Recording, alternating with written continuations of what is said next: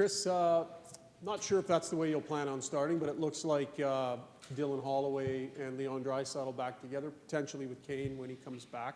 When you had that line together, what did you like about them, and maybe just your thoughts on what they can do well?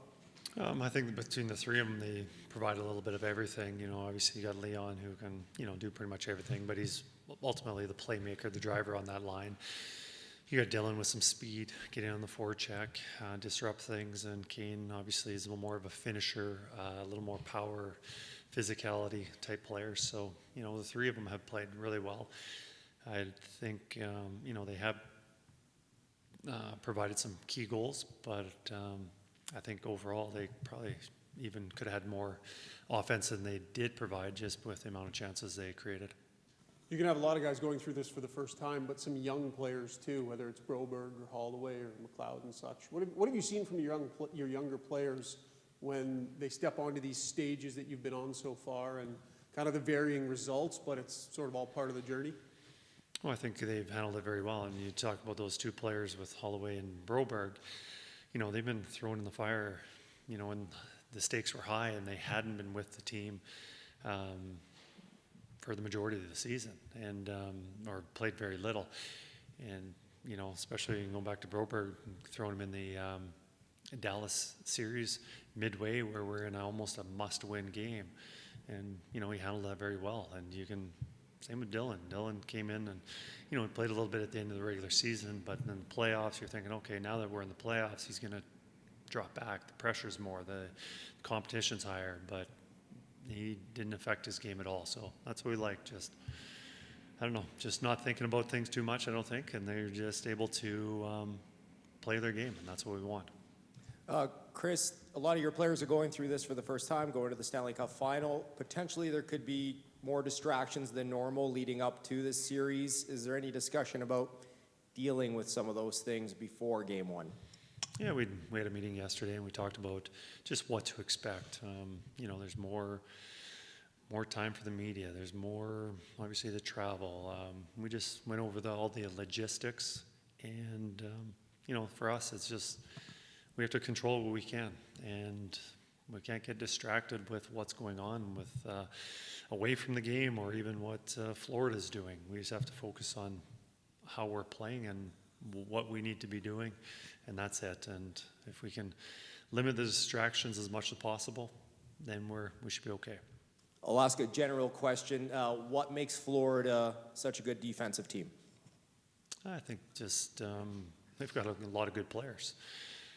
Whether it's their defense, their forwards, there's a lot of good players throughout the lineup, especially led by Barkov. One of the best two-way centermen in the league. And, I think the other one is just, they're aggressive. And sometimes that being aggressive can give up opportunities. But they've got a five-man mentality of do your job. And, they are, like I said, they are aggressive, but they don't get caught out of position very often. Hey, Kris. Spoke to Sherry Baston yesterday. He says hi. So he wanted me to pass that along to you. Talking to him, he said that Connor McDavid's work ethic was unbelievable when he was in Erie. I just maybe wanted to get a thought on this 15, 16-year-old kid coming in here and working harder or spending so much time in the gym, knowing they had the talent, but knowing that he had to kind of work hard to get to where he is. Yeah, Connor's one of the hardest working guys every day at practice, doesn't ever take a shift off, doesn't take a drill off, anything. And Connor strives on being the best, and he also knows that others want to catch him, they want to pass him, and he puts in his time and works at his game and works at in the gym. Any little edge that he can get, he'll work on it. And was that evident back then? Like, were you surprised at how hard, 15, 16-year-old was willing to put in for his craft? Yeah, he's always been like that. It's not something that's just decided to turn on now that he made the NHL. And the reason why he's got to where he's gotten is because he's always been driven like that. Kris, a couple things.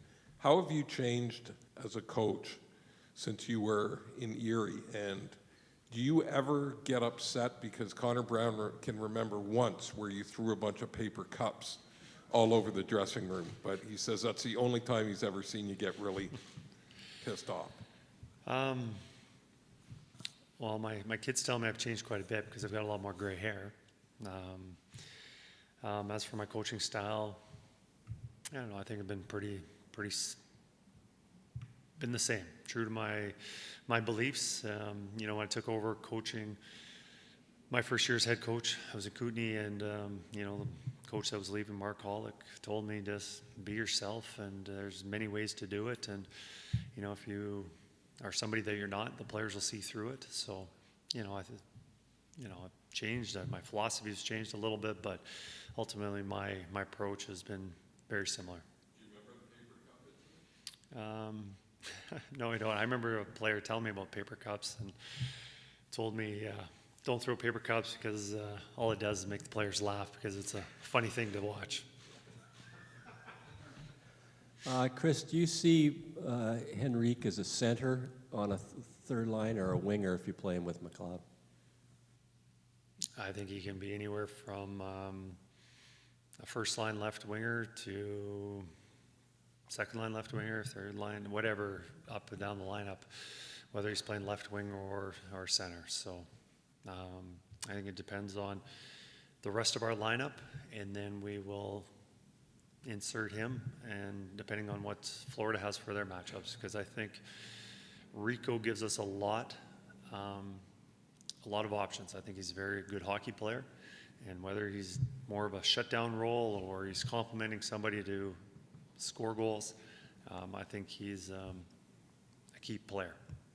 And you've got Broberg, who's played very well the last 3 games, but you've got Desharnais, who played all the games in the regular season. Do you monitor that to see how Broberg now plays in a different series, and then say to yourself, okay, this is a little different series than one we just played, so Vinny's a much bigger player, and maybe we need that? Yeah, I think Vinny's going to come in the lineup eventually.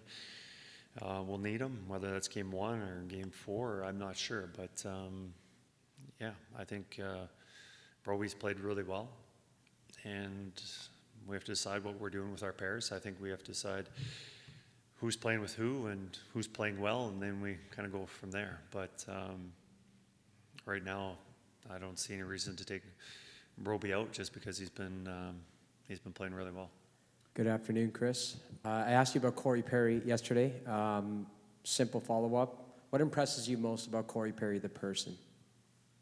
Just wants to win. He wants to help everybody out. Like any player, he wants to play and contribute. But you know, he'll if he's not playing, he'll help everybody else out. And I think with his experience and his resume, what he says goes a long ways in the dressing room. And you can't have enough of those kind of guys. Go ahead. Kris, one more from me. What do you think winning some of these low-scoring games during this playoff run, particularly the way you guys won Game 6, what do you think that does for you guys going into this Stanley Cup final, just having that experience and having success in those types of games? Well, throughout the season, we've been able to win low-scoring games. You look at our 16-game winning streak, there's a lot of low-scoring games. So whether it's the playoffs or regular season, we've shown that we can play like that. And we do have the ability to score 4 or 5 goals some nights, but that's very difficult, especially when we're playing teams like Florida and Dallas and LA and Vancouver. That doesn't happen very often. And so if we have to score 1 or 2 to win a game, then so be it. We're comfortable doing that. Kris, just at the back, similar to Jim's question about Vincent Desharnais up front, you have a similar scenario with Warren Foegele, played all the games, very good year in the regular season. What maybe have you not seen from him in the playoffs, and what's the scenario by which he can get back into the lineup? Yeah, Warren's a very good hockey player, and he'll be coming in the lineup whether it's game 1 or game 4. There will be some time that he will be playing during this series, and with his speed, his tenacity, his goal scoring, not many guys score 20 goals in a secondary role. I think maybe there's 1 power play goal, so there's not many of those guys available. So the fact that we've got one we'll try and benefit from that as much as possible. Hey, Kris, I talked to Rob Dahm in Austria this morning, and he said when you played for him, he wasn't sure that you were going to enter the coaching profession. He wasn't sure, but he knew that when you went to Prince Albert, you were serious about it, because you have to be serious to go take a job in Prince Albert. But do you know when you got the bug, and what did Rob mean to you, or does mean to you, for spending those 5 years under him here? Yeah, the first time I ever, thought about coaching was when I was playing at the U of A, because I saw Rob, the way he approached it, and obviously I had a lot of respect for him. I thought he did a pretty good job with our team, and so that was the first time I actually thought about it, and then got really serious when I was just finishing up my career, and I had a phone call from Roy Stasiak about getting into coaching, and I didn't get that job, but ultimately that kind of opened the door of getting into the coaching world. And so I guess that's kind of when it happened. And, I didn't, obviously never know what's going to happen and the steps that need to be taken. But, obviously I'm very happy to be where I am. But yeah, probably my first step, that first thought about becoming a coach was under Rob, because of the respect I had for him. How much better is your team today than it was when you skated out for Game 1 against LA? It's tough, because every team goes through ups and downs, and it's not like it's linear. It's not. You're always getting better every single day. It's one day you're 2 steps forward, 1 step back. But that LA series. It's tough to compare, because you're playing 2 different opponents. So you might be weak in this one area that another team can exploit, but you're stronger, and I don't know. There's just ups and downs, and I think we're more resilient right now, and I think that resiliency has come from just going through hard times, difficult situations, stressful moments, and through the playoffs we've had a lot of those. The late penalty call, the game that we won 1-0 late in the 3rd period, we had to kill one there, and the attack that Dallas had in the game 6, game 7.